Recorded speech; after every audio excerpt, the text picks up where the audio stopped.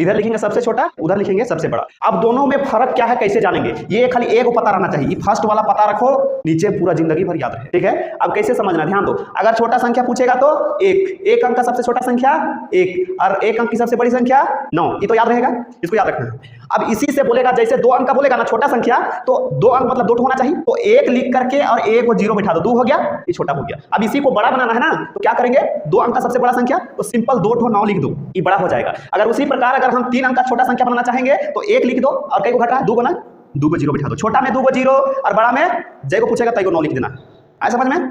तो अगर 3 अंक का बोलेंगे बड़ा संख्या तो 3 को 9 लिख दो ना, हो गया। अगर 4 अंक का छोटा संख्या पूछेंगे तो 4 मतलब 4 अंक होना चाहिए, तो 1 लिख के कई को 0 बैठाएंगे, 1 2 3, 4 अंक का हो गया। और यही 4 अंक का सबसे बड़ा संख्या पूछेगा तो कई को 9 लिखेंगे, 4 गो लिखेंगे ना, तो 4 को लिख दो, 1 2 3 4। इसी को अब 1 आधा सैकड़ा पढ़ देना, तो 1 आधा सैकड़ा 1000, 9999, समझ में आ गया।